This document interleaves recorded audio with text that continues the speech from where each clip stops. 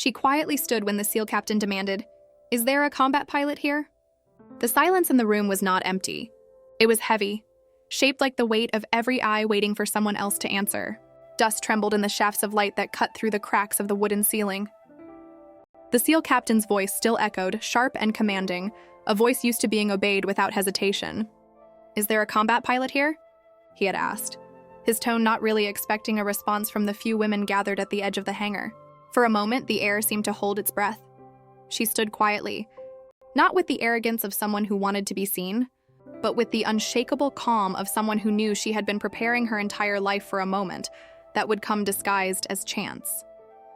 Her boots pressed against the dirt floor, her spine aligned as if every vertebra remembered the discipline of flight training. And her eyes, those eyes that had seen more sky than earth, lifted to meet the captain's. She didn't shout. She didn't ask for permission. She simply stood, and in that act, in that fragile yet unbreakable gesture, history bent slightly in her direction. The captain's gaze narrowed, scanning her with the same precision he used to evaluate his men. He saw her frame, too slender by the standards of his wars, too quiet by the echoes of his barracks. He measured her with the coldness of someone who believed strength was noise, not silence. Yet something in the steadiness of her expression unsettled him. She didn't fidget. She didn't lower her eyes. She waited, as if she had already faced storms larger than his doubt. Before this day, she had been nothing more than a shadow in the camp, one of the many women relegated to support, logistics, or the silent service of keeping the machine of war alive while others claimed the glory of combat. She had flown simulators in hidden corners, repaired mechanical faults with her own hands when no one else was watching, and memorized the skies like one memorizes a prayer. And yet she had learned early that war had a hierarchy of voices, and hers did not echo loudly in its halls. But there comes a moment when silence becomes a form of disobedience. When the body refuses to remain bent by the weight of centuries. She did not raise her hand like a student asking for permission. She stood like an answer that had already been written long before the question was asked. The other soldiers turned their heads toward her, some with disbelief, others with irritation, a few with hidden sparks of admiration they would never voice aloud. A murmur ran through the group, an undercurrent of both mockery and awe. "A woman?" someone whispered. But the words died in the dust, because even ridicule sounded small against the quiet certainty she carried. The captain crossed the distance between them with long, deliberate steps, the sound of his boots a reminder of authority. He stopped close enough for her to feel the shadow of his rank, the unspoken hierarchy that divided those who commanded from those who obeyed. His voice lowered, not softer but heavier. "You understand what you're claiming? This isn't a story. This isn't a dream. This is blood, fire, and the kind of sky that swallows people whole. Are you telling me you can stand inside that cockpit and not die in the first hour?" Her lips barely parted, but her words were clear, steady, like the horizon line she had held onto so many times in practice flights. "I am not telling you I won't die. I am telling you I know how to fly." For the first time, the captain did not respond immediately. Something flickered across his eyes, annoyance, calculation, maybe the faint sting of respect he did not want to admit. Around them, the hangar seemed to pulse with the weight of waiting. Engines rested like beasts asleep, the smell of fuel thick in the air, wings folded like birds that knew they would soon have to stretch into violence. War had always been loud in its masculine proclamations, yet here it was interrupted by a woman who didn't need to raise her voice. There was something unnerving about her stillness, the kind of quiet that wasn't weakness, but discipline.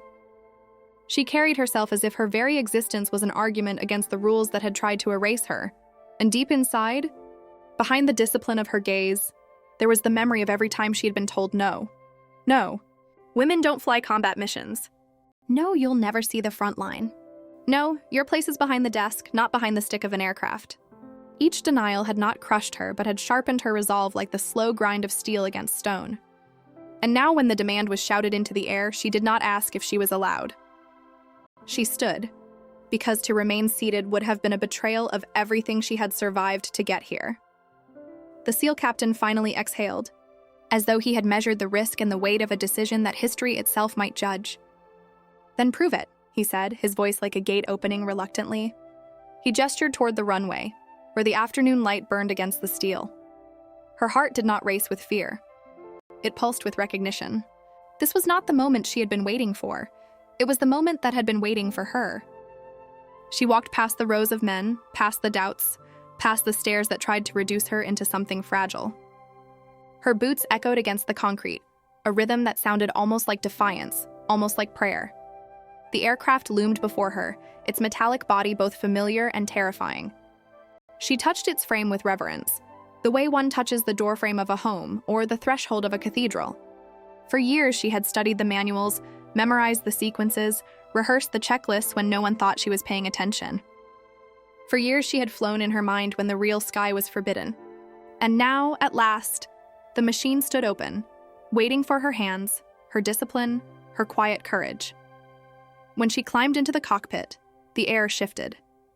The men who had doubted her watched in silence, their skepticism colliding with the undeniable fact of her presence in that seat. Her fingers moved across the controls with an intimacy that revealed not just knowledge, but belonging. Every switch, every lever, every gauge was not foreign but familiar, like the lines of a language she had always spoken. And as the engine roared to life, the hangar walls trembled. Dust rose, the ground vibrated, and for the first time, it was not the captain's voice that commanded the space. It was hers. Not through words, but through the thunder of wings about to tear the sky open. She pulled the canopy closed, sealing herself inside the world she had always claimed as her own. The sound of the engine grew louder, a storm she had summoned, and in that storm was the echo of a truth long denied. Courage does not come dressed in the expectations of others. Sometimes it comes quietly, in the form of a woman who simply decides to stand when no one thought she would. The captain stood with his arms crossed, his jaw tight, but he did not stop her. Somewhere inside, he knew that war was not about to make exceptions for tradition. Survival demanded skill, and skill did not care about gender. The wheels began to move, the aircraft inching forward, the ground beneath it trembling with anticipation. She was not flying yet, but already she was rewriting the map of what was possible. And in that instant, before the takeoff, she allowed herself one thought, one small whisper only she could hear. I was never waiting for permission. I was waiting for this sky to remember my name. The runway stretched before her like a sentence waiting to be spoken. Every line of cracked asphalt, every shimmering mirage of heat, felt like a truth she had been waiting to tell. She tightened the straps across her chest, hands steady on the controls, eyes fixed ahead. Behind the glass canopy, the world felt both impossibly small and unbearably vast. She could hear her own breath over the roar of the engine, and in that rhythm, she found a strange kind of calm. When the SEAL captain's voice crackled through the radio, clipped and skeptical, she didn't flinch. If you're going to prove yourself, do it fast. Enemy drones have been spotted 5 clicks east. Test your wings there. His tone was layered with doubt, but also necessity. He wouldn't risk resources on sentiment. If she failed, it would be written off as a foolish experiment. If she succeeded, well, then history would be harder to ignore. She pressed the throttle and the aircraft surged forward. The ground shook beneath the wheels, then released her, and suddenly she was airborne. For a heartbeat, her stomach dropped, her body caught between gravity and ascent. Then the sky embraced her, familiar, unyielding, infinite. The men on the ground shrank to shadows, the hangar to a memory. She was where she had always belonged. The cockpit hummed with the vibration of power, the instruments glowing like constellations. Her hands moved instinctively, correcting, adjusting, coaxing the machine into alignment with the sky. For years, she had been told she didn't have the strength, the stamina, the instinct, but the sky had never once asked those questions. It simply demanded presence, and she gave it, wholly. As the horizon tilted, she remembered her first time sneaking into an old training plane, long after the men had finished their drills. The night air had been cold, her hands trembling not from fear, but from the electric rush of touching destiny. She hadn't flown then, she had only imagined it, but the sensation had been enough to anchor her through years of denial. Now those stolen nights had finally led her here, to this climb, to this test. The radio hissed again. 2 bogies eastbound. Stay sharp. The captain's voice was taut, like a string pulled too tight. He didn't want to believe she could do this, but he needed her to. Her eyes scanned the expanse, pupils narrowing against the light. Then she saw them, dark specks growing against the pale canvas of the sky. Enemy drones. Fast, erratic, hungry for targets. Her pulse quickened, but it wasn't panic. It was readiness. This was the part no simulator could replicate, the razor's edge between survival and annihilation. She tightened her grip, adjusting altitude, aligning the aircraft with the path of the approaching drones. In that moment, memories pressed against her. Voices that told her she was too fragile, too emotional, too much of a liability. She carried those voices into the sky, not to prove them wrong, but to prove herself right. The first drone veered, releasing a spray of fire across the open air. She twisted hard, the aircraft tilting at a bone-grinding angle. The world blurred, ground and sky exchanging places, but her focus remained unbroken. She squeezed the trigger, the burst of ammunition slicing through the air. The drone erupted in flame, fragments scattering like burning stars. Her breath caught, not in disbelief, but in confirmation. Yes, this was what she was meant to do. The second drone swerved, angrier, its movement almost predatory. She tracked it, adjusting with the precision of someone who had rehearsed this dance countless times in silence. It darted left, then climbed high, but she pursued with relentless grace. Another squeeze, another eruption of fire in the sky. The second drone fell, trailing smoke like a black ribbon unraveling. Silence filled her headset for a beat too long. Then the captain's voice returned, lower this time, stripped of its earlier sharpness. Not bad. Not bad at all. It was the closest thing to acknowledgement she would get, for now, but acknowledgement was not what she sought. She had not stood up to be seen by him. She had stood up because every moment of her life had led to this. To claim the sky not as a symbol, but as a battlefield she was capable of surviving. She circled back toward the base, the ground approaching slowly, almost reluctantly. As the wheels touched down, the aircraft shuddered, protesting the return to Earth. She guided it to a stop, canopy lifting with a hiss. The smell of fuel and burnt metal clung to the air, the residue of proof. When she stepped down, the soldiers were waiting. Some stared with grudging respect, others with disbelief, a few with the stubbornness of men who would rather bend reality than their pride. But all of them had seen it. No one could unsee it. The captain approached, his face unreadable. He stopped a few feet away, studying her as though searching for cracks in her armor. "You flew well," he said finally, his words clipped, restrained. Then, almost reluctantly, he added, "Better than some I've seen." She didn't smile. She didn't bow her head. She simply nodded, because victory wasn't in his words.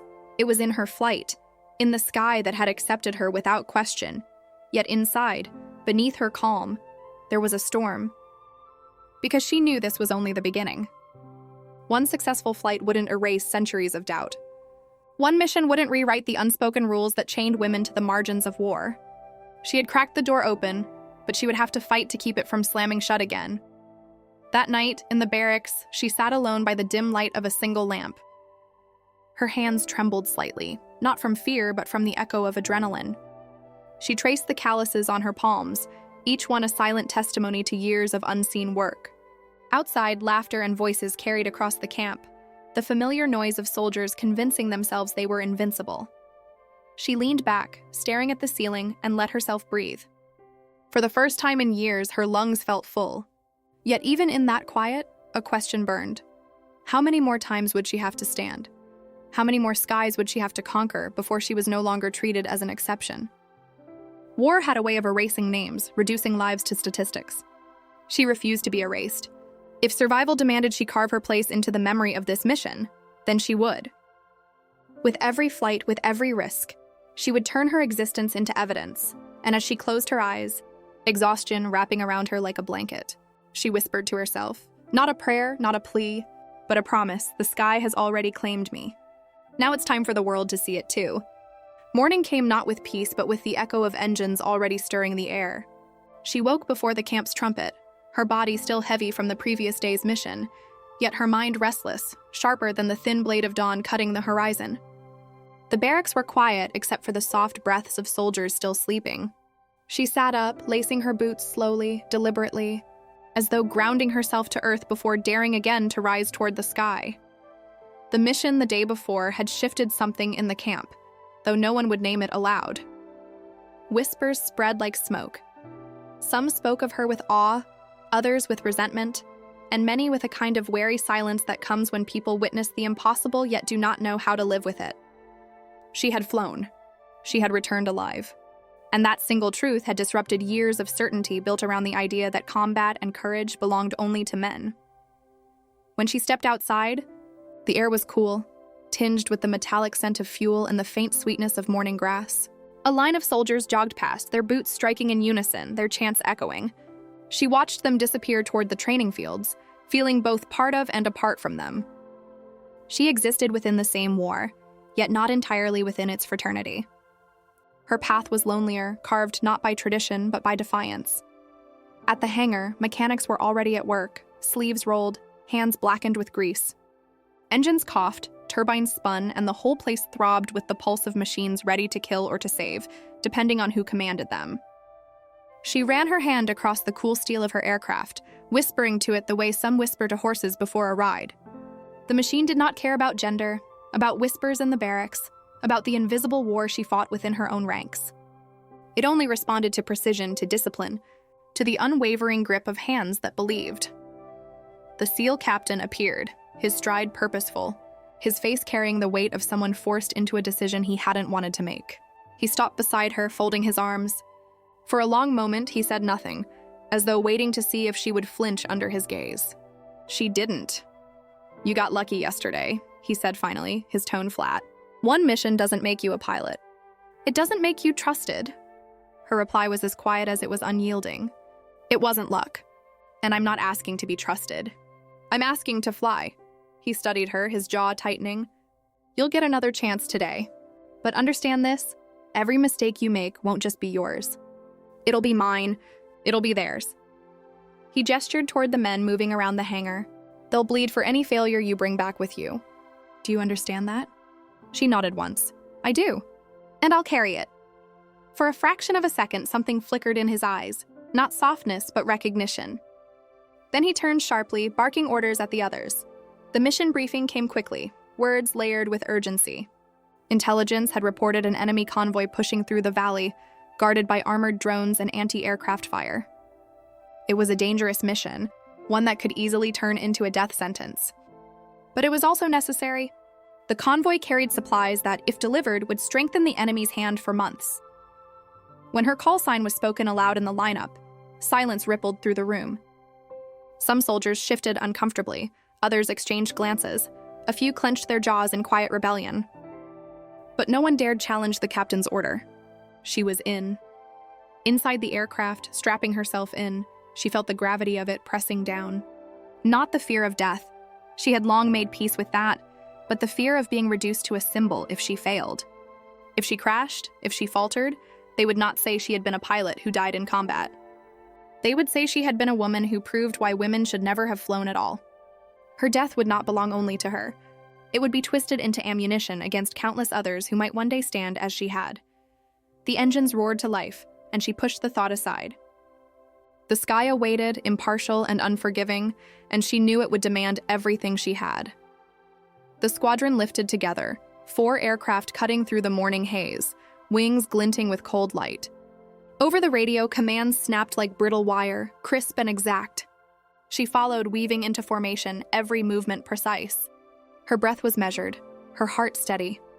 As they approached the valley, the first flash of enemy fire split the sky.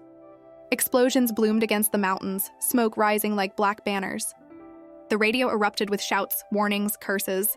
One of the squadron tilted hard, dodging a missile, the pilot's voice cracking with adrenaline. She scanned quickly, reading the chaos like a map. The convoy below moved like a dark serpent, trucks armored, guns mounted, drones circling overhead. She dropped altitude, locking onto a drone that broke formation. Her hands moved with instinct, adjusting, correcting, aiming. The trigger squeezed, the sky lit with fire, and the drone spiraled into the earth. "Target down," she said calmly into the radio. Her voice did not tremble. The others heard it. They couldn't deny it. The mission stretched into a blur of smoke and fire, every second demanding decisions that could tear life from death apart. She twisted through missile fire, dodged tracer rounds, struck at the convoy again and again. The world narrowed to the rhythm of her breathing, the scream of the engine, the pull of gravity and resistance. And through it all, she held on, not only to survival, but to proof. When the last truck exploded, a fireball clawing at the sky, the squadron veered away, battered but intact. Their voices filled the radio, a mix of relief and disbelief. And then beneath it all, the captain's voice, steady, clipped, but with something new in it. Mission accomplished. Good work, all units. He didn't single her out. He didn't need to. The silence that followed his words carried what no one dared speak aloud. She had done more than survive. She had led quietly with precision, with courage that did not need to shout. Back on the ground as she pulled off her helmet, sweat dripping down her temples, the men looked at her differently.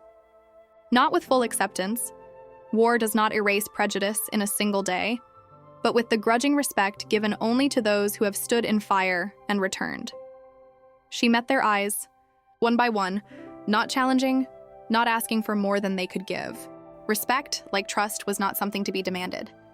It was something to be built, mission after mission, sky after sky. That night, she sat alone again, notebook open on her lap. She wrote not about victory, not about proof, but about memory. About the faces of those she had flown beside. About the shadows of those she had fought against. About the thin line that separated them. She wrote because war consumed lives too quickly, and words were the only way to keep them from being swallowed entirely. And when she closed her notebook, staring out into the dark horizon where tomorrow's battles waited, she whispered to herself once more, "The sky remembers, and so will I." The night was restless, stitched together by the faint hum of generators and the distant crack of gunfire. War rarely slept, and when it did, it dreamed in violence. She lay on her bunk, staring at the ceiling, the shadows shifting like specters above her. Sleep hovered just out of reach, as if her mind refused to surrender the control it had fought so hard to claim in the air. When dawn came, it brought orders, sharper than the morning wind. The camp buzzed with the nervous energy of soldiers preparing for another day of uncertainty. The hangar echoed with metallic clangs, voices barking commands, and the constant rhythm of boots against concrete. The sky outside was streaked with red, not from fire, but from sunrise. Though everyone here had learned not to trust beauty, it was often just the prelude to destruction. The SEAL captain summoned her to the operations tent. Inside, maps spread across the table like veins, red marks tracing danger, blue circles marking fragile hope. His expression was carved from stone, but his eyes carried a storm he could not entirely conceal. He gestured for her to stand across from him. "We've been assigned a joint mission," he began, voice clipped. "Ground team infiltration, air support overhead. You'll be flying cover. If we fail, the enemy secures the ridge. If we succeed, we cut off their supply line and buy our men 3 more weeks of survival." She studied the maps, tracing routes, calculating risks. Her silence wasn't hesitation. It was calculation. The captain noticed and misread it as doubt. "You understand the gravity of this?" he asked, his tone edged, her eyes lifted to his. "I understand survival isn't granted by rank or tradition. It's earned in the sky and on the ground. I'll fly." For the briefest second, the corners of his mouth twitched, not quite a smile, not quite contempt, something more complicated. A recognition he refused to name. When she returned to the hangar, the soldiers preparing for the ground infiltration glanced at her with mixed expressions. Some carried silent respect, others quiet resentment, but all of them knew that their lives might rest on her wings today. She carried that weight carefully, not as a burden but as responsibility, like the gravity that pulled her plane to Earth and the lift that carried it skyward. As she strapped into the cockpit, her hands moved with ritualistic certainty. The aircraft came alive beneath her touch, the engine growling, the gauges glowing. She whispered the checklist softly under her breath. A prayer woven not to any god, but to discipline itself. Takeoff was smooth, the runway stretching beneath her like a memory, then falling away as the sky claimed her again. The squadron fanned out, a flock of steel birds heading toward the ridge. Over the radio, the captain's voice was sharp, delivering commands to the ground team. She responded with precise affirmations, her voice steady, a counterbalance to the chaos forming below. As they neared the ridge, enemy fire erupted. Missiles streaked the sky, tracer rounds laced the air. She tilted sharply, her aircraft groaning under the force, but she did not falter. She released flares, outmaneuvered incoming fire, and targeted the enemy artillery. Explosions ripped across the valley, smoke coiling upward like black prayers unanswered. Below, the ground team advanced, weaving through shattered stone and broken earth. She could see their movements, small dark figures pressing forward under fire. The captain's voice cut through the static. "Cover left flank, now!" Without hesitation, she banked left, diving low, unleashing a burst of fire that tore through enemy positions. The ground team surged forward, their path cleared. Over the radio, a single word broke through the static. "Thanks." It was the captain. Short, clipped, but raw in its sincerity. For a moment, amid the chaos, she allowed herself to feel the weight of it. Not gratitude, not validation, but acknowledgement. A rare currency in this war. The battle stretched, each minute an eternity. Her aircraft took hits, metal screeching, warning lights flashing, but she held steady. Pain flared in her shoulder where shrapnel pierced the canopy, slicing through fabric and skin. She gritted her teeth, blood soaking into her sleeve, but her hands never left the controls. She could not afford to flinch. "Are you hit?" the captain's voice demanded through the radio. "Just a scratch," she replied, voice level, even as blood dripped onto the console. The ridge finally fell. The enemy convoy scattered, their stronghold collapsing under the combined assault. Cheers broke out over the radio, men's voices cracking with relief, with victory. She said nothing, only adjusted her flight path, guiding her damaged aircraft back toward the base. Landing was rough, the wheels screeching, the frame trembling as though resisting the earth. She forced it down, skidding, then rolling to a shuddering halt. When the canopy lifted, the world tilted, her vision blurring for a moment. Soldiers rushed toward her, but she waved them off, forcing herself to climb down on her own. Her steps were unsteady, her shoulder bleeding, but her eyes were clear, unwavering. The captain was waiting. For once, his posture wasn't rigid. He looked at her not as an anomaly, not as a risk, but as a soldier. His voice was lower when he spoke. "You kept us alive today." She met his gaze, breathing heavily, pain radiating through her body. "That's what pilots do," she said simply. And then, for the first time, the captain nodded, not reluctantly, not grudgingly, but with the weight of true respect. That night, the barracks were louder than usual. The soldiers' voices weaving stories of the ridge, of explosions, of survival. Some mentioned her, some didn't, but all of them carried the memory of her flight, etched into the day's victory. She sat apart again, bandaged, shoulder aching, notebook open. She wrote of the ridge, of the fire, of the thin thread that separated life from death. She wrote of the way silence can be louder than shouts, of how standing quietly can change the course of battle. And as she set her pen down, she whispered once more to the sky beyond the barracks roof, "I was never invisible." You just weren't looking, but the sky always was. The wound on her shoulder throbbed through the night like a second heartbeat. Every time she shifted on the bunk, pain tore through her nerves, a reminder carved into flesh that survival always demanded a price. Yet she didn't groan, didn't call for the medic stationed 2 doors away. She let the ache linger because it kept her awake, and wakefulness was its own kind of armor in a place where dreams were dangerous. When dawn came, the camp carried a different air. Victories, no matter how small, created ripples. Men who had once ignored her presence now stole glances. A few nodded as she passed, brief acknowledgments that didn't yet reach their voices. Respect in war wasn't granted overnight, but it was harder to bury once it began to grow. At the hangar, the aircraft she had flown yesterday stood battered, panels dented, its frame still marked by fire. Mechanics worked on it with quiet urgency, their hands blackened, their eyes darting toward her when they thought she wasn't looking. One of them, an older man with grease staining his collar, finally spoke. "Didn't think she'd hold together after that hit. Guess she's as stubborn as her pilot." The words carried no mockery, only truth. She nodded, touching the aircraft's side. "Machines know when their pilot refuses to fall," she murmured. He heard her, though she hadn't meant for him to. His eyebrows lifted slightly, but he said nothing more. Sometimes silence carried more weight than agreement. By midday, the captain summoned her again.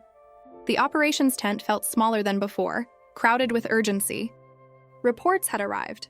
Enemy forces regrouping, preparing a counterstrike that would hammer the valley they had fought so hard to claim.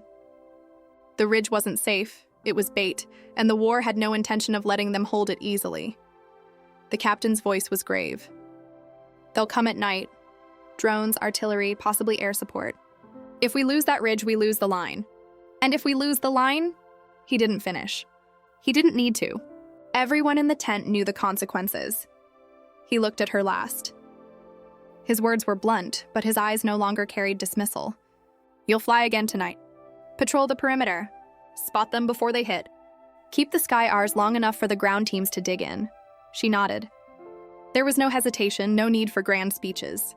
Duty wasn't something she wore like armor. It was something that lived in her blood now. As night fell, the camp dimmed its lights, cloaking itself in shadow. Soldiers crouched in trenches, weapons loaded, breaths shallow. The silence before battle was always the loudest, filled with everything unspoken. Fear, hope, resignation. In the cockpit, darkness pressed against the glass canopy, the world reduced to instruments and the occasional flicker of starlight. Her shoulder ached beneath the bandage, but her grip was steady. She rolled her neck, exhaled slowly, and pushed the throttle forward. The aircraft roared into the night, rising like a shard of defiance against the looming storm. The radio was alive with clipped voices, reports from scouts, coordinates relayed with urgency. She scanned the darkness, searching for movement, for the unnatural shapes that didn't belong to the sky. At first, there was nothing but the whisper of wind and the hum of the engine. Then faint glimmers, shadows slicing against starlight, moving too fast, too precise. Enemy drones. Contact, she reported, her voice calm, almost eerily so. She adjusted her altitude, eyes narrowing as the first drone broke formation and came straight for her. She pulled sharply, the aircraft tilting hard, gravity clawing at her chest. Her shoulder burned, but she didn't let it weaken her aim. She fired, bullets stitching the dark, and the drone exploded in a burst of orange flame. Her headset crackled. Good shot. It was the captain's voice again, taut with urgency. He wasn't praising. He was acknowledging, the way soldiers acknowledged rain when it fell. But there was no time to breathe. 3 more drones appeared, their metallic bodies glinting faintly. She dove, rolled, twisted, the night sky spinning around her like a black ocean. Each move was instinct, honed by years of practice no one had seen. Every warning light that flared on her console was another reminder that survival required more than courage. It required precision. The battle dragged on, smoke and fire splitting the darkness. Ground teams below shouted into radios, their lines barely holding. She could see flashes of artillery lighting the ridge, the earth shuddering under impact. Her stomach knotted, not from fear, but from the knowledge that if she faltered, they would all fall. When the last drone spiraled into the ground, flames devouring its wreckage, she allowed herself a single breath. Her body trembled, drenched in sweat, her bandaged shoulder screaming in protest. But the ridge still stood. The line still held. Back at base, she landed in silence, the camp too exhausted to cheer. Victory at night felt different, quieter, heavier, as though everyone knew dawn would demand more. She climbed down slowly, her legs stiff, her vision blurred from fatigue. The captain met her at the edge of the runway. For once, there was no hardness in his expression. His voice was low, carrying something close to respect. You didn't just hold the sky tonight. You held the line. She wiped sweat from her forehead, her hand trembling only slightly. That's what pilots do, she said again, the words simple, unadorned, but heavy with meaning. Later, alone in the barracks, she opened her notebook once more. Her writing hand shook, but she forced the words onto the page. She wrote of fire against the stars, of the way silence felt before impact, of the fragile thread that tied hundreds of lives to a single pair of hands in the dark. She wrote because memory was the only weapon against erasure, and before sleep finally claimed her, she whispered into the stillness of the night, "The sky has tested me, and I have not broken. Tomorrow it will test me again, and I will rise." The ridge was quiet in the morning, but it was not peace. It was the silence of exhaustion. Smoke still curled from the earth, black scars marking where fire had torn the night apart. Soldiers moved slowly, shoulders heavy, eyes dulled from battles that blurred into one another. Victory had been earned, but it felt fragile, as though the wind itself could sweep it away. She walked through the camp with her notebook tucked under her arm, her bandaged shoulder stiff. Some men nodded as she passed, their respect no longer hidden behind whispers. Others still averted their eyes, unwilling to surrender the old stories they had told themselves about who belonged in war. But none dared question whether she had earned her place. The sky had already answered that for them. At the hangar, her aircraft stood ready again. Fresh panels had been fitted, bullet holes patched, the smell of fuel sharp in the air. Mechanics worked around it like priests preparing an altar. She touched the wing lightly, fingers trailing along the cold metal. It felt less like a machine now and more like an extension of her own body. Scarred, battered, but still willing to rise. The SEAL captain approached, his stride slower than usual. He didn't look at her immediately. Instead, he studied the aircraft, as though searching for something he could not name. When he finally turned, his voice carried less edge than before. Intel reports say the enemy's not backing down. They're regrouping north. Heavy artillery, new drones. Stronger than before. She waited, silent, letting him continue. You'll fly escort today. A supply drop's coming in, and if it doesn't reach us, we'll run dry. No fuel, no ammo, no food. If they hit that convoy, this ridge becomes a grave. The words settled over her like ice. War always demanded more, and each mission felt heavier than the last. But she nodded once. I'll fly. The captain studied her, his expression unreadable. You never ask how many. You never ask if it's possible. You just say yes, she met his gaze. The sky doesn't wait for hesitation. Takeoff was rough, the wind sharp, the clouds thickening on the horizon. She climbed through turbulence, the aircraft shuddering, but she held steady. Below, the convoy moved across broken roads, trucks lined like a fragile spine carrying the weight of survival. Above, she scanned the sky, her eyes narrowing against the glare. The enemy came fast. Drones darted out of the clouds, metallic wings slicing the air. Missiles streaked toward the convoy, fire tearing across the landscape. She dove, releasing flares, intercepting, her aircraft groaning under the force. She squeezed the trigger, bursts of fire tearing into the first drone. It exploded, fragments raining like meteors. Her radio crackled with voices, ground soldiers shouting, convoy drivers cursing, the captain barking commands. But through it all, she moved with eerie calm, her hands steady, her breath measured. Each decision was instinct, each maneuver an echo of all the nights she had practiced alone when no one believed she would ever fly. Another drone locked onto her, its weapons glowing. She twisted sharply, pain flaring in her shoulder, but she didn't falter. She looped behind it, fired, and watched it erupt into flame. The convoy kept moving, wheels grinding against broken earth. Then came the artillery, thunder from the north, shells ripping into the ground near the trucks. Dust and fire swallowed the road, men shouting, engines straining. She scanned quickly, heart pounding. The artillery site wasn't far. She adjusted course, diving low, the earth rising fast beneath her. Her aircraft rattled violently as she opened fire, bullets stitching across the enemy guns. Explosions erupted, smoke billowing, the artillery silenced, her radio hissed. The captain's voice was sharp, but not cold. Good work. Keep them moving. By the time the convoy reached the ridge, the sun was setting, painting the sky in shades of fire and blood.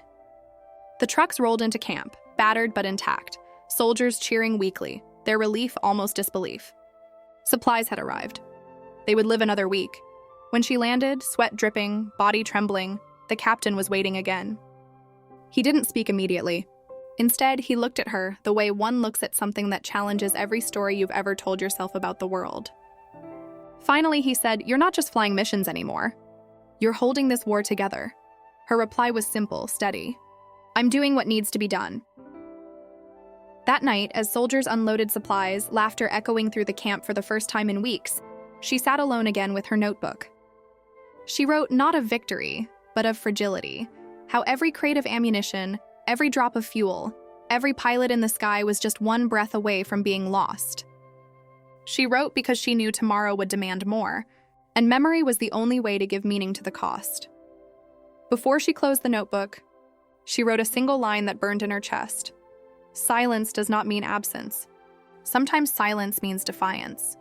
She closed her eyes, listening to the night wind against the barracks, and whispered, "Tomorrow, the sky will test me again.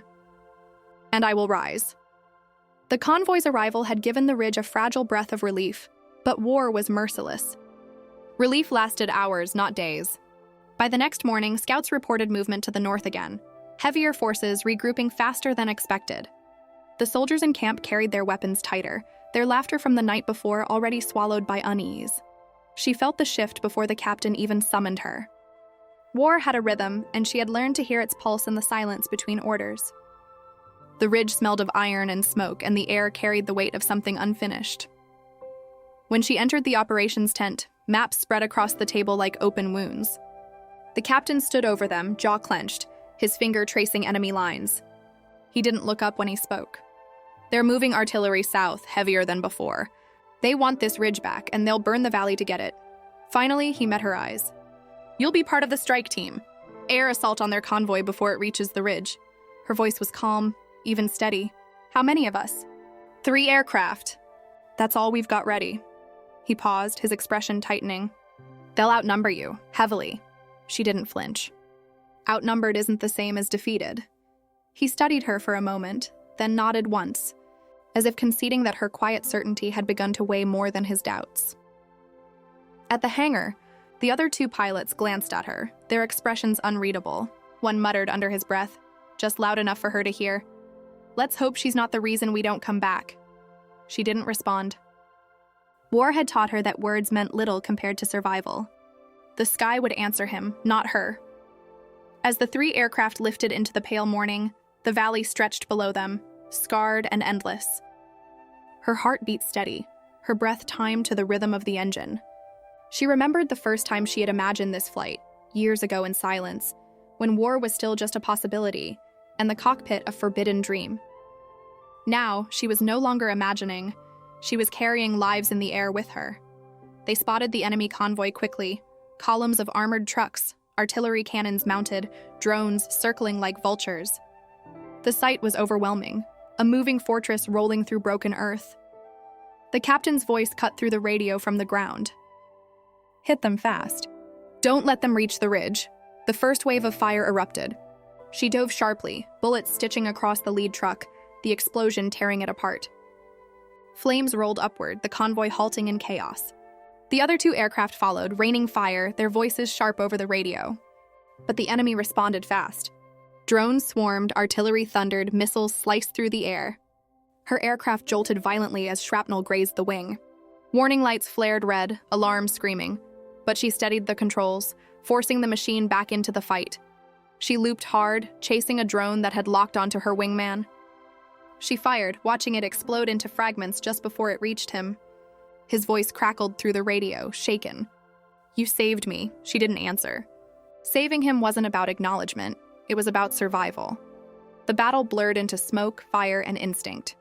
Trucks exploded, artillery silenced, drones scattered. But the cost was brutal.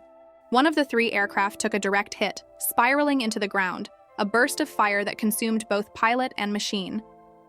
Her chest tightened, but there was no time to grieve. She carried his loss into her veins, sharpening her focus. The last trucks broke formation, retreating north. She chased, her aircraft groaning, her shoulder burning beneath the bandage. She lined up the shot, squeezed the trigger, and fire swallowed the convoy's tail. Silence filled her headset for a heartbeat, then the captain's voice came, low and steady. "You did it. You kept the ridge alive." She exhaled, her body trembling, sweat dripping into her eyes. "We did it," she corrected, her voice soft but resolute. Returning to the base, the empty space where the fallen pilot should have landed felt louder than any explosion. Soldiers watched the 2 remaining aircraft touch down, their eyes a mixture of relief and grief. Victory and loss always came hand in hand, and today was no different. When she climbed from the cockpit, her legs nearly buckled beneath her. She steadied herself, blood seeping again through her bandage, exhaustion pressing down like a weight she couldn't shake. But she stood tall, because to stumble now would be to let the silence of doubt return. The captain approached, his face carved with something closer to humanity than command. His words were simple, stripped of authority. "You're not just flying missions anymore.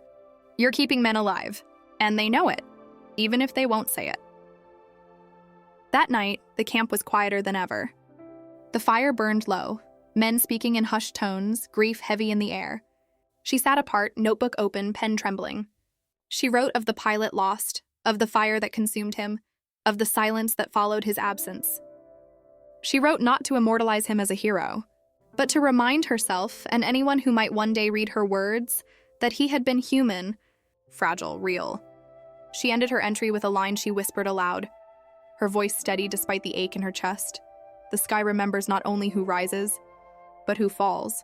And then she closed her eyes, letting exhaustion drag her under, knowing that when dawn came, the war would demand her wings again. The ridge was quieter now, not because the war had eased, but because grief weighed heavier than noise. The pilot they had lost the day before was buried at dawn, a shallow grave carved into stubborn earth.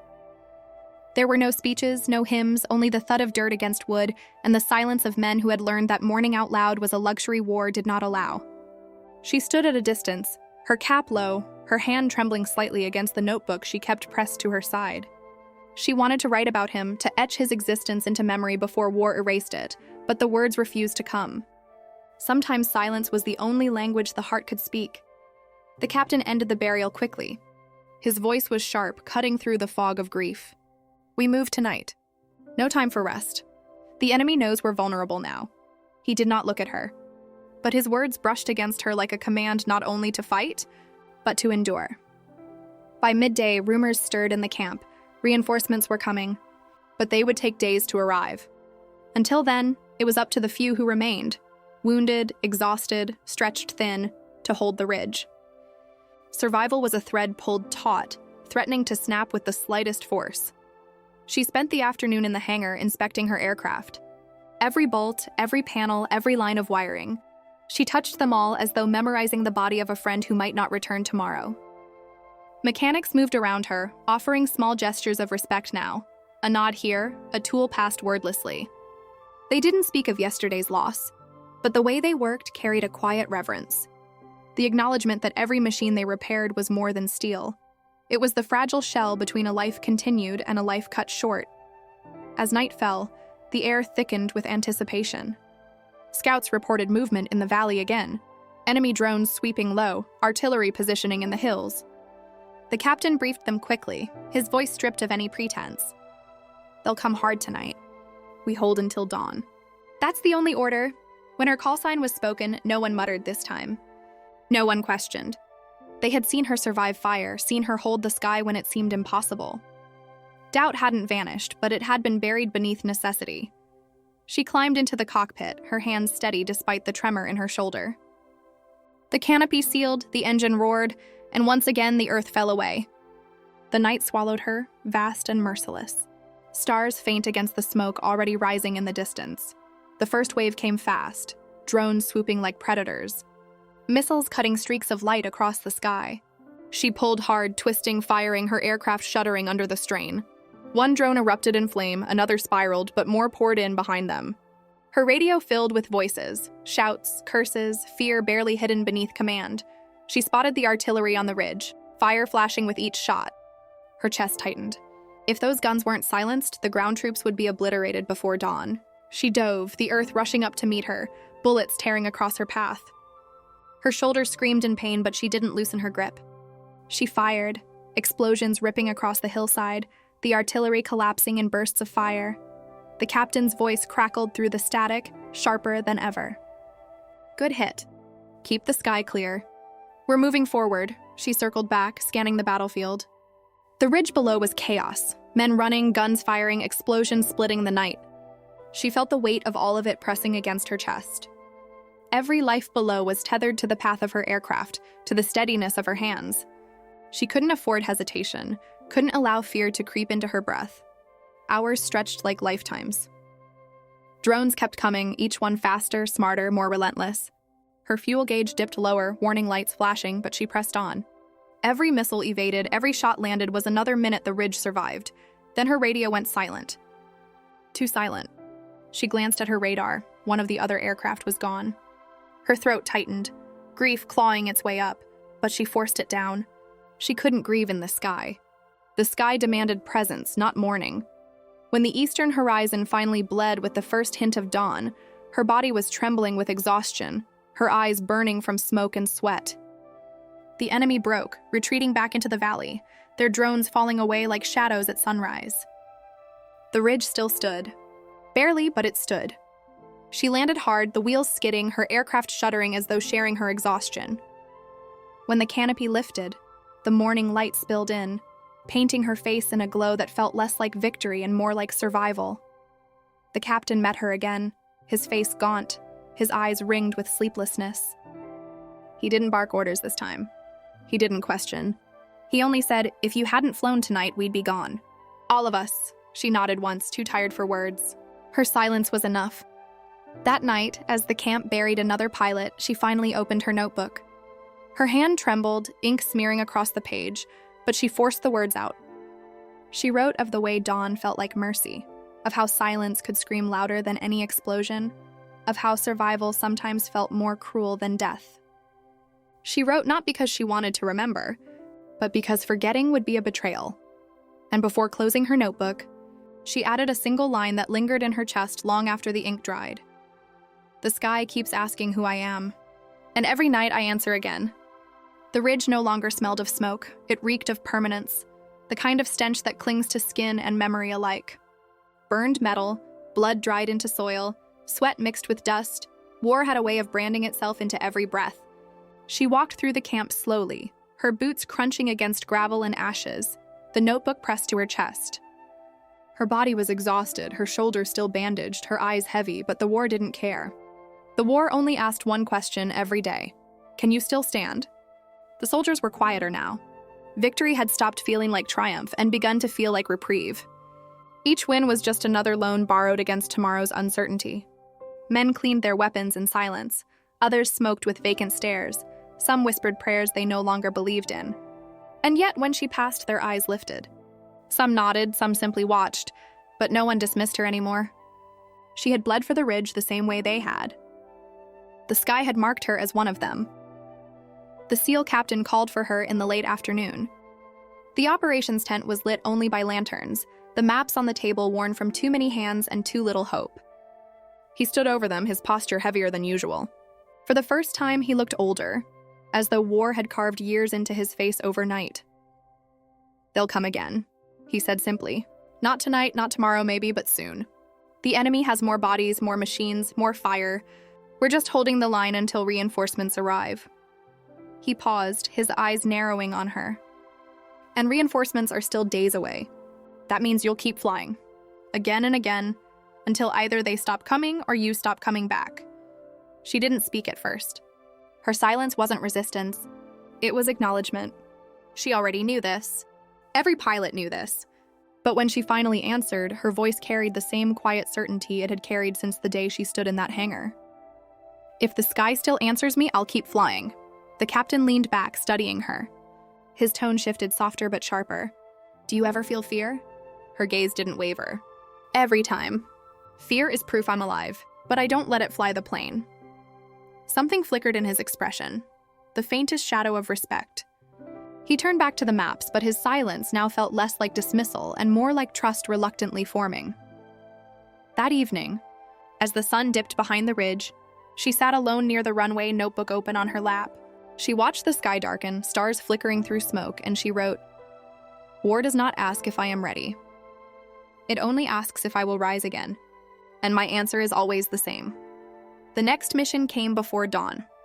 Scouts had spotted an enemy column pushing south, armored trucks, drones circling above, artillery rolling behind them.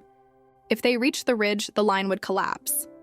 Her aircraft groaned as it climbed, patched together again by hands that prayed with wrenches and bolts. She felt every scar of the machine as if they were her own, but when the sky opened, her body shifted into its rhythm like muscle memory. The wind howled, the engine roared, and the earth fell away. Enemy drones spotted her first, darting upward like black sparks. She twisted, dove, climbed, her hands steady, her breath sharp. Bullets tore through the night, one drone exploding in fire, another spiraling into the ground. The radio filled with shouts from the ground, coordinates called. Desperation hidden beneath discipline. She caught sight of the convoy below, trucks crawling forward, artillery raising their throats toward the ridge. Her jaw clenched. She banged hard, lined up her shot, and opened fire. Explosions ripped through the column, fire spreading, men scattering. The sky lit with chaos, the valley trembling under its weight. But the enemy pressed harder. More drones swarmed, missiles streaking across the darkness. Her aircraft shook violently as shrapnel tore another hole in its wing. Warning lights flared, alarms screamed, but she refused to yield. She pulled hard, sweat dripping into her eyes, her shoulder burning as though the wound had reopened. She pressed forward anyway. Through the chaos, she heard the captain's voice over the radio. "Hold them off. We need 10 more minutes. 10 minutes. In war, 10 minutes was eternity." She clenched her teeth, maneuvering, firing, dodging. Her breath became a rhythm, each inhale a promise, each exhale a defiance. The sky felt endless, but so did her resolve. Finally, as the horizon paled with the first touch of dawn, the convoy broke. Trucks burned, drones fell, artillery silenced. The ridge stood once more. She guided her damaged aircraft back, landing rough, the frame trembling beneath her. When the canopy opened, the air hit her face like a wave of ash and salt. She climbed down slowly, her body heavy, her hands streaked with blood she hadn't noticed spilling. The soldiers didn't cheer. They didn't need to. Their silence was deeper than sound. It was recognition. The captain approached, his face carved with exhaustion, but his voice carried something new. "You kept us alive again. I don't know how much longer you can keep doing this. But I do know one thing. If the sky itself could choose its guardians, it would choose you." She didn't smile. She didn't bow. She only whispered, so low it was almost lost in the wind, "The sky already has." That night, when the camp slept, she wrote in her notebook with shaking hands. Her entry was shorter than usual, her body too weak for long words. She wrote only this: "Every time I rise, the sky demands my soul. And every time I give it, not because I want to, but because I must." She closed the book, lay back on her bunk, and let the silence of the ridge cradle her into uneasy sleep. The days had begun to blur, as though war had stolen the calendar and replaced it with an endless repetition of fire and silence. Dawn no longer meant beginning, and night no longer meant rest. They were just intervals between missions, the fragile pauses where soldiers pretended they were still human. She woke with her body stiff, muscles aching, her shoulder wound still raw beneath fresh bandages. The barracks smelled of sweat and antiseptic, of men too tired to speak and too haunted to dream. She rose anyway, laced her boots, and walked toward the hangar. Her legs trembled slightly, but her stride never faltered. To falter was to invite doubt, and she had no space left for it. The aircraft waited for her like a mirror, scarred, patched, still standing despite the abuse of endless battles. Mechanics worked on its wings with quiet reverence now, no longer dismissing her presence, no longer surprised by her survival. When she touched the cold metal of the fuselage, one of them spoke softly. "She only flies because you refuse to fall." She didn't answer. Some truths didn't need words. The SEAL captain summoned her shortly after. Inside the operations tent, the air was tense. Maps covered the table again, but this time the lines drawn across them cut deeper. Reinforcements were still days away. Supplies were thinner than ever. And enemy forces were massing in numbers that threatened to overwhelm everything. The captain's eyes met hers across the table. "We've intercepted chatter. They're planning a full-scale assault at sundown. Everything they have. They'll throw it all at us to break this ridge before help arrives." She remained silent, her eyes scanning the maps, memorizing every line, every marker. She could almost hear the sky already, restless, demanding. He leaned closer, his voice lower. "I don't need to tell you what this means. If we hold tonight, reinforcements might reach us in time. If we don't..." He stopped. He didn't need to finish. Her answer was quiet, steady, the same as always. "Then I'll fly." That evening, as the sun bled into the horizon, soldiers prepared with a solemnity heavier than any prayer. Guns were cleaned, trenches deepened, eyes hardened. The air tasted of metal, of smoke, of inevitability. She strapped herself into the cockpit, her breath steady despite the pounding in her chest. The canopy sealed and the world narrowed to gauges and stars. She whispered to the machine, the way she always did before takeoff, "We rise again." The engines roared, and the aircraft lifted into the sky. Below, the ridge burned with torches and flashes of gunfire. Above, the horizon filled with dark shapes, drones, planes, artillery shells streaking upward. It was not an attack. It was a storm. The first missile came fast. She dove, flares cutting through the night, the explosion rattling her frame. She twisted hard, her shoulder tearing with pain, but she forced the machine to obey. She fired, one drone exploding in a burst of orange, another spiraling into darkness. Her radio erupted with voices, men shouting, commands breaking through static. The captain's voice was firm, but even he carried strain now. "Hold the line. Every second counts. Every second." That became her mantra. She banked sharply, targeted artillery hidden in the hills, and fired. Explosions lit the earth below, the ground trembling, enemy fire stuttering for a moment. She bought them seconds. Another drone locked onto her. She twisted, her vision narrowing as blood rushed to her head. The world blurred, but she steadied her breath, aimed, and fired. The drone disintegrated. More seconds bought. The sky was chaos, fire and smoke, machines and men screaming through radios, explosions tearing through silence. But inside the cockpit, she found a strange calm. Every decision, every move, was not about proving herself anymore. It was about survival, not just hers, but everyone's. Her fuel gauge dipped lower. Warning lights flared. Her body screamed for rest, her wound burning, sweat blinding her eyes. But she pressed on. The sky had not released her yet, and she refused to release it. Hours stretched into eternity. By the time the first hint of dawn bled across the horizon, the ridge still stood. Enemy forces retreated, leaving behind fire, wreckage, silence. Her aircraft barely held together as she guided it back, landing rough, metal shrieking against earth. When the canopy lifted, the morning air rushed in, smelling of ash and blood and something else. Hope. Fragile but real. The captain stood waiting. His uniform was torn, his face smeared with dirt, his eyes heavy with exhaustion. But when he looked at her, there was no skepticism left, no doubt, no dismissal. Only truth. You held the sky tonight, he said quietly. And because of that, we're still here. She climbed down slowly, every muscle aching, her bandages soaked through. She met his gaze, her voice low but unbroken. The sky holds me too. That night, when the camp finally slept, she opened her notebook with trembling hands. She wrote of storms made of fire, of seconds bought with blood, of how survival often feels like defiance against something bigger than fate. She ended her entry with a single line. I do not fly to be remembered. I fly because without me, they would not see the dawn.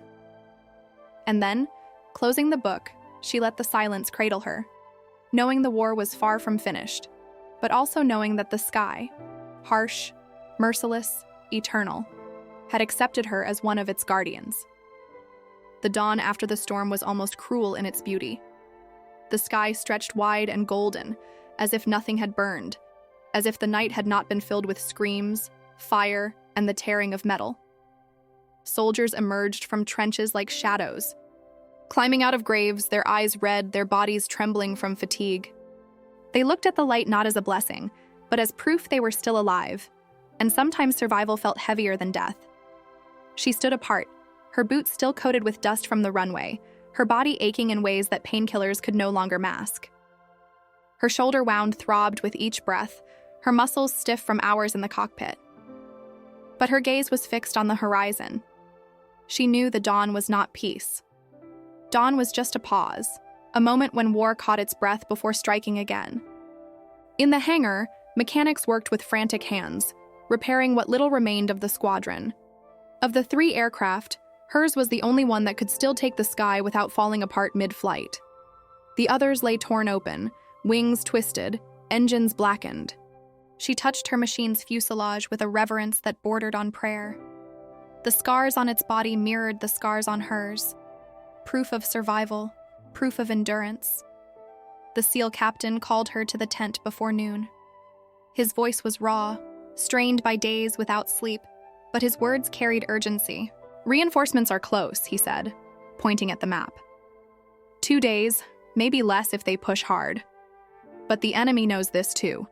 They'll strike before help arrives, harder than before. He looked at her then, his expression unreadable, a mixture of exhaustion, respect, and something like fear.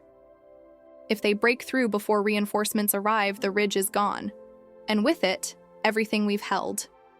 She remained silent, her eyes on the red lines of the map.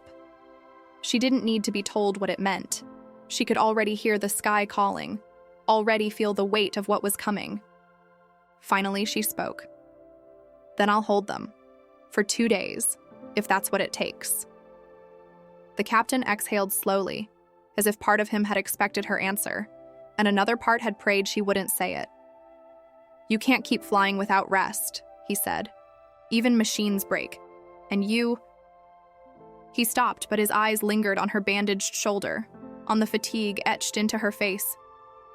She met his gaze calmly. "I'll break after.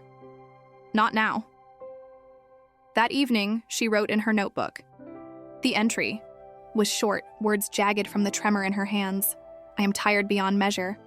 My body begs for stillness, my soul begs for silence. But the sky does not wait for the tired, and war does not pause for the broken. If I fall, let it be in the air, where I have always belonged." The night attack came sooner than expected.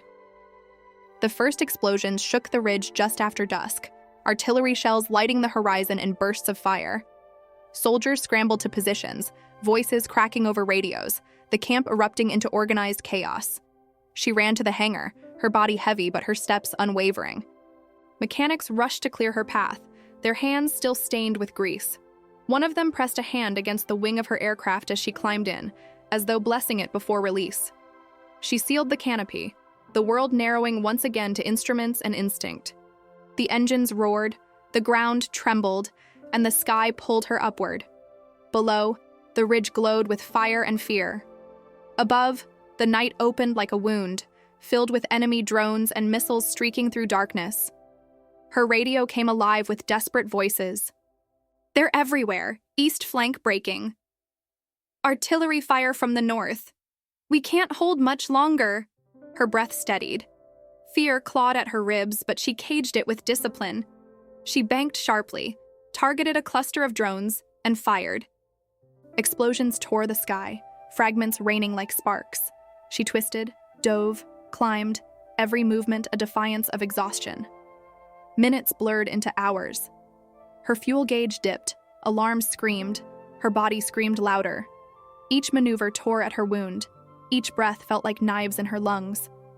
But she pressed on. Every second she held the sky was another second the ridge stood. At one point, her vision blurred so badly she nearly missed a missile streaking toward the ground team. She pulled hard, pain splitting her body, and intercepted with seconds to spare. The explosion lit the cockpit, fire reflecting in her eyes. The captain's voice cut through the radio, hoarse but steady. "You're keeping us alive up there. Just hold a little longer." Hold. That word had become her existence. She was no longer flying for survival or even for victory. She was flying to hold time, ground, lives. She was a thread stretched between sky and earth, refusing to snap. When the enemy finally broke, retreating into the night, dawn was only hours away. The ridge was battered, but still theirs. She guided, her aircraft back, the machine groaning with every turn. The landing was rough, wheels screeching, metal shuddering, but it held, just as she had. When the canopy opened, the morning air hit her like water. She climbed down slowly, her legs shaking, blood soaking through her bandages. The captain was there, his face streaked with dirt and exhaustion. He didn't speak at first.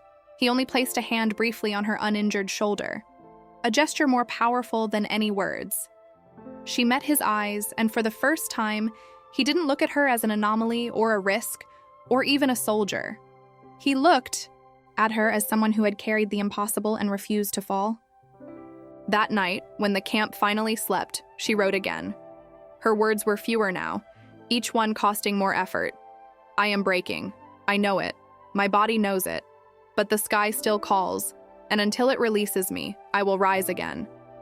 She closed her notebook, lay back on her bunk, and stared at the ceiling, listening to the silence. It was not peace. It was the pause before the next demand. And she knew when it came, she would answer again. The second night after the storm pressed down heavier than the first. Reinforcements were promised, but promises were fragile things in war. Maps said 2 days, but maps did not bleed, and roads could vanish under fire. Every man in the camp knew it. They might still be alone when the next wave came.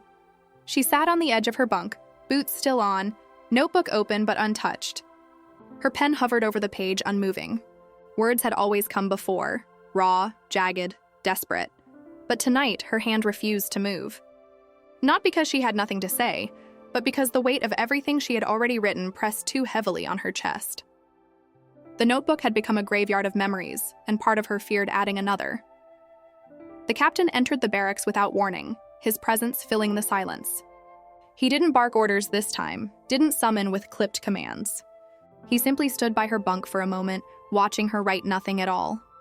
Then he spoke, softer than she had ever heard him. "You're carrying too much." She looked up, meeting his eyes. "So are you." For a brief second, something passed between them. An unspoken recognition, the fragile thread of humanity beneath all the noise of war. Then, as always, duty returned to his face. Scouts report movement east. Small column, not full force yet, but we can't let them settle near the ridge. "You'll fly tonight?" She nodded. There was no surprise. The sky was her only language now. In the hangar, the aircraft waited, scarred, patched, its body trembling with each start of the engine. The mechanics no longer questioned if it should fly. They only worked faster, as if speed alone could push back death. One of them, the older man with grease permanently embedded in his skin, touched the nose of the plane before she climbed in. "She listens to you. Don't let her hear fear tonight." She sealed the canopy. Her reflection stared back at her in the glass, eyes bloodshot, lips pale, face marked by exhaustion. She hardly recognized herself, yet the sky always did. Takeoff was rough, the machine groaning as if resisting. But once airborne, silence returned. The silence she had come to know as belonging not to peace, but to clarity. The valley stretched beneath her, dark and endless. While the stars above flickered faintly, their light too far to offer help. She spotted the enemy column quickly, trucks moving in tight formation, drones circling above them like predators guarding prey. Her chest tightened. There were fewer drones than usual, but their pattern was precise, disciplined. This was not a test. This was preparation. She dove sharply, opening fire on the lead truck. The explosion lit the night, flames rolling upward, scattering the convoy. Drones broke formation instantly, streaking toward her with violent speed. She twisted, dove, climbed, her body screaming, her shoulder burning. She fired again, another drone bursting in flame, another scattering into pieces. The radio crackled, ground scouts shouting, voices tense. "They're pushing harder than expected. Don't let them reach the ridge." Her breath steadied. Fear tried to claw its way into her lungs, but she refused to give it space. She banked hard, locked onto another drone, and fired. The sky split with fire again, minutes dragged like hours. Her vision blurred from fatigue, her hands trembling on the controls, but she forced them steady. The aircraft rattled violently under fire, alarms screaming, warning lights flaring. She whispered to it through clenched teeth as if her voice could hold it together. "Not yet. Not tonight." Finally, the last truck exploded, its fire spreading across the valley. The remaining drones retreated north, their silhouettes vanishing into smoke. She exhaled shakily, her body slumping against the seat. She had done it again, but survival never came without a price. Her fuel was nearly gone, her engine coughing, her wound bleeding through the bandage once more. She guided the aircraft back, each second feeling like a gamble against collapse. The landing was rough, wheels screeching, frame shaking, but she forced it down, dust rising around her as the machine finally stopped. When the canopy opened, the night air struck her like a flood. She climbed out slowly, every muscle screaming, her body trembling as if it might collapse under its own weight. Soldiers watched in silence, their faces pale, their eyes carrying something beyond respect. Something like awe. The captain approached, his face shadowed by lantern light. He studied her for a long moment, his jaw tight, his eyes unreadable. Then he said low and steady, "You've kept this ridge alive longer than I thought possible. But I need to know, how much longer can you keep doing this?" Her answer was quiet, almost a whisper, but it carried through the silence of the camp. "As long as the sky still calls me." That night, back in her bunk, she finally wrote again. Her words came slow, heavy, but true. "Every time I rise, I leave pieces of myself in the sky. Tonight, I feel hollow, but the sky does not care for hollow. It only cares for flight. And until reinforcements come, I will keep giving it what it asks of me." She closed her notebook, lay back, and stared at the ceiling. Sleep did not come, but silence did. And silence, in war, was sometimes the closest thing to peace. By the time the sun rose again, the ridge no longer looked like ground. It looked like a wound stitched together by desperation. Craters pocked the earth, black smoke rose in thin columns, and the smell of fuel and ash hung heavy. Men moved like shadows through the camp, their eyes hollow, their voices hushed. They weren't waiting for orders anymore. They were waiting for the inevitable. She emerged from the barracks with her notebook pressed under her arm, her body stiff, her shoulder burning beneath its bandage. Her boots sank slightly into the churned mud, the ground softened by rain and blood alike. The air was colder, sharper, as if the sky itself sensed that something final was approaching. At the hangar, her aircraft stood ready again. It no longer looked like a machine, it looked like a survivor. Patches of new metal glinted beside old scars. Paint scorched away, wires hidden under rushed repairs. It shouldn't have been able to fly, not after everything. But then again, neither should she. The SEAL captain was waiting for her. His uniform was frayed, his eyes dark from sleepless nights, his posture less rigid than before. He studied her for a moment, as though memorizing her before speaking. "Reinforcements are a day away," he said. "Maybe less if they push through the night, but intelligence reports say the enemy knows this. They're moving south with everything they have. They'll try to break us before dawn tomorrow. If they succeed, reinforcements will arrive to nothing but ashes." She met his gaze calmly. "Then we hold. One more night." His jaw tightened. "You can barely stand, and your plane is being held together by prayer and wire. I can't ask you to do this again." Her reply was soft but unyielding. "You don't need to ask. I'll fly." For the first time since she had stood in that hangar weeks ago, when he had shouted into the silence for a combat pilot, the captain did not question her. He only nodded, his silence heavy with trust. That evening, as the camp prepared for the storm, she sat near the runway with her notebook. She wrote by lantern light, her words jagged but fierce. "If tonight is the last, let the sky take me whole. Let it remember that I stood, quietly but unbroken, when the world said I should not have risen at all." When the call came, she climbed into the cockpit once more. The canopy sealed, and she felt the world narrow to instruments and instinct. Her body trembled, her breath shallow, but her hands were steady. The engine roared and the earth fell away beneath her. The night exploded with fire. Enemy drones swarmed like locusts. Missiles streaked across the horizon. Artillery pounded the ridge. The radio erupted with voices, shouts, fear barely hidden beneath commands. She banked hard, firing into the swarm, her bullets stitching the sky. Explosions lit the night, fragments raining down. She twisted, dodged, dove, every maneuver tearing at her wound, every second stretching into eternity. Her vision blurred, sweat stung her eyes, but she pressed on. The captain's voice cracked through the static, hoarse but firm. "We can't break. Not tonight. Hold the sky. Hold. That word again." She clenched her teeth, whispering to herself, "I am holding." Hours dragged like lifetimes. She intercepted missile after missile, shot down drone after drone, her aircraft groaning, alarms screaming. At one point, a blast shook her so violently she nearly lost control. Her shoulder screamed, blood seeped through fresh bandages, but she forced the machine back upright. She would not fall. Not yet. When the horizon finally began to pale, she was running on nothing but instinct and will. Her fuel gauge was nearly empty, her frame riddled with holes, her body ached with every breath. But the ridge still stood. Soldiers still fought below. The line had not broken. She guided her aircraft back, landing rough, the wheels screeching, the frame trembling like it might collapse. When the canopy lifted, dawn light spilled across her face. She climbed out slowly, her legs shaking, her skin pale, but she stood tall. The soldiers who watched her didn't cheer. They didn't have the strength left for cheering, but their silence carried something heavier: reverence. The captain approached, his face streaked with dirt and blood, his eyes glassy from exhaustion. He stopped in front of her, his voice low. "You've done more than anyone had the right to ask. You've given us another dawn. Reinforcements will come because you held the sky long enough for them to reach us." She nodded once, her voice quiet but steady. "That's what I was here for." That night, she wrote in her notebook again, though her hands trembled too much to keep the lines straight. "The sky is almost finished with me. I can feel it. But if it asks again tomorrow, I will rise one last time. Not because I am strong, but because silence is not who I am anymore." She closed the book, lay back on her bunk, and stared at the ceiling. Outside, the camp whispered of reinforcements, of hope, of survival. But she knew better than to trust whispers. She trusted only the sky, and the sky would demand her answer again soon. The ridge held its breath. Dawn stretched pale across the horizon, but no one in the camp moved with relief. Reinforcements were close, yes, but the enemy knew it too.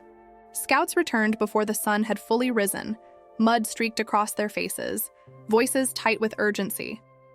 They're coming. Everything they have left. Tonight. The words settled over the camp like a shroud. Men checked their weapons with hands that trembled not from fear but from exhaustion. They had been living at the edge for too long. Even courage can fray when tested night after night. She felt it too. Her body was a battlefield on its own, bandages soaked, bones aching, skin bruised and torn. Her shoulder throbbed with each movement, her breath shallow. Yet she rose again because rising had become her only language. The SEAL captain called her into the tent. He didn't stand tall anymore. War had bent him like it bent everyone. His voice was hoarse, his eyes bloodshot, but when he looked at her, there was no skepticism left. Only trust. They'll hit us before midnight. If we survive until dawn, reinforcements will meet us here. If we don't... He stopped. He didn't need to finish. She studied the map, the red marks cutting across the valley like open wounds. Then she lifted her gaze to his. Then I'll hold the sky one more time. He shook his head, almost in disbelief, almost in surrender. You've already given more than anyone had the right to ask. But somehow the sky keeps answering you. And maybe that's why we're still here. That evening, as the sun bled into crimson, she walked to the hangar. Her aircraft looked worse than ever. Patches over patches, metal scarred and twisted, the smell of burnt fuel still clinging to its frame. It was more ghost than machine now, yet when she touched its side, she felt it stir like a living thing. The older mechanic met her eyes. His hands shook with fatigue, but his voice carried quiet steel. She'll fly one more time? But only because you will. She climbed in slowly, her body screaming in protest. The canopy sealed and the world narrowed to gauges and silence. She whispered to herself, the words trembling but steady. For them. For the dawn. The engines roared, the runway trembled, and the sky took her again. Below, the ridge glowed with firelight. Above, the horizon darkened with enemy shapes, drones, artillery, planes, missiles. It was not just an attack. It was desperation. The first wave hit hard. Missiles streaked toward the ridge. Drones swarmed like shadows. She twisted, dove, fired, the cockpit shaking violently. Explosions lit the sky, fragments tearing past her. She intercepted one missile, then another, her breath ragged, her vision narrowing. The radio erupted with chaos. Men shouting, coordinates, fear breaking through. And then the captain's voice, low but steady. Hold, just hold. She clenched her teeth. I'm holding. Her aircraft screamed under strain.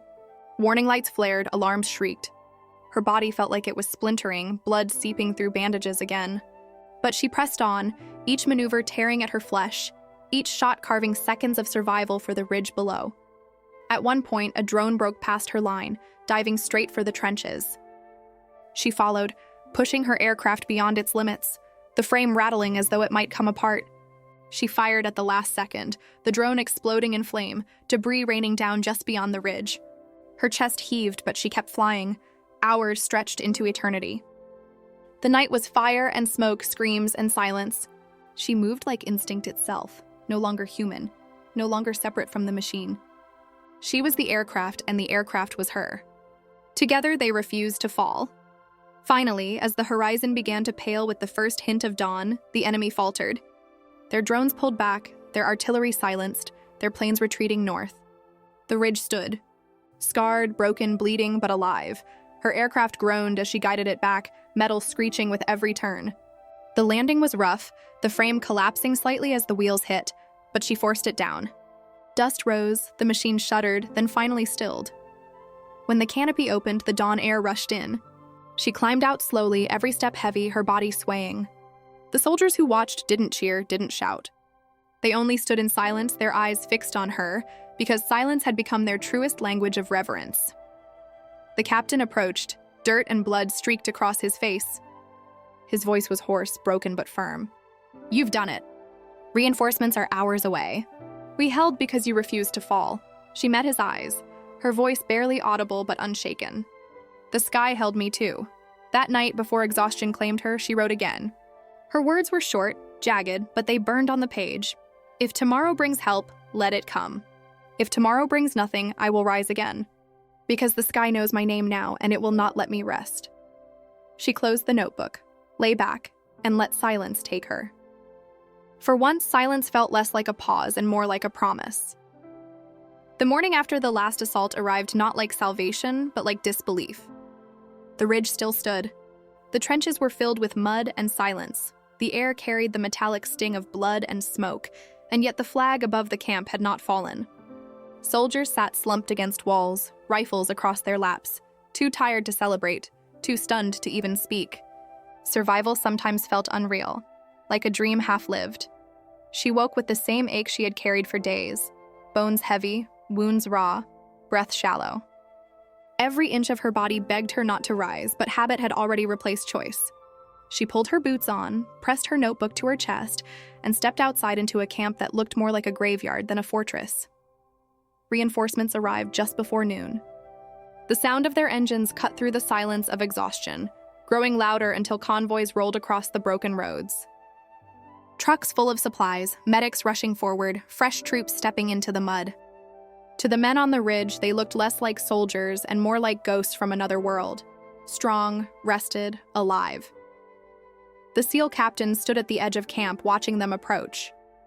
His posture was uncharacteristically still, his jaw tight, his hands clasped behind his back. He didn't shout, didn't order. He simply nodded, the gesture carrying all the weight of weeks held together by thread. When his eyes found her, he didn't look away. For the first time, there was no barrier between them. No rank, no history of doubt. Only truth. He walked to her slowly, his boots sinking into the churned mud, his face shadowed but steady. "You kept us alive long enough," he said quietly.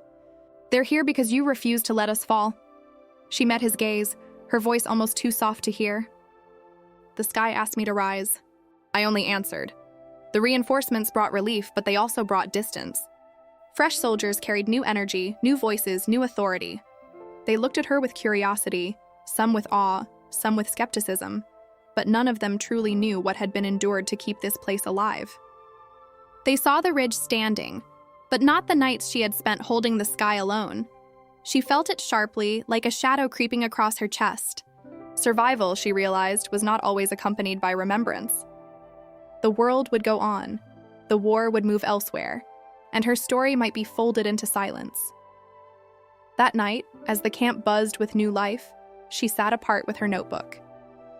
The firelight flickered across the pages as she wrote, her words carrying the weight of everything she had not yet said aloud.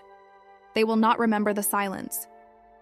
They will not remember the moments when seconds stretched into eternity, when one mistake would have meant all of us vanished. They will not remember the blood on the controls, the pain in my body, the fear caged inside my breath. They will not remember because survival demands forgetting. But the sky remembers. And so do I. Her hand shook, but she forced the pen to move. If history does not write my name, I have already written it into the clouds. Every trail of smoke, every fire I lit in the night, every second I held above the ridge, they are my signature. Not for glory, not for praise, but because silence is not who I am anymore. When she closed the notebook, the camp was quieter. Reinforcements had settled, men slept in cleaner beds, medics tended wounds with gentler hands. For the first time in weeks, the ridge didn't feel like the edge of the world. It felt almost ordinary, but she knew better. Ordinary was just the disguise war between storms. The SEAL captain found her near the runway at dawn. The sky stretched wide and golden, the same sky that had demanded so much from her. He stood beside her in silence for a while, his hands clasped, his breath slow. Then he said, almost to himself, "When I asked that question in the hangar, I didn't believe anyone would answer. I thought silence was all I'd get. But you stood, quietly, and that changed everything." She didn't look at him. Her eyes stayed on the horizon where the clouds shifted with light. "Sometimes standing is the loudest answer we have." He nodded once, a rare softness crossing his face. "I won't forget." She didn't reply. She didn't need to. The sky had already accepted her, and that was enough. Later, as the reinforcements prepared to push forward, she stood by her aircraft one last time. Its scars mirrored hers, its body patched and weary. She ran her hand across its side, whispering to it as she always had. We rose, and we held. When she stepped back, she didn't know if she would fly again. Maybe the sky would call her tomorrow. Maybe it wouldn't. But she had already given everything she had. That night, she opened her notebook for the last entry of the ridge. Her words were steady, unshaken, even as her hand trembled. This place will forget me. The men will move on, the maps will shift, and the war will demand new names. But the sky will not forget. The sky keeps its witnesses, and I was one of them. If anyone ever asks who held the line, the answer is written not in books, but in the dawn we refused to surrender. She closed the notebook, pressed it to her chest, and let the silence of the ridge cradle her one final time. And when sleep finally claimed her, it was not the restless kind. For the first time, it was deep, steady, almost peaceful, as though the sky itself, harsh and merciless, had granted her permission to rest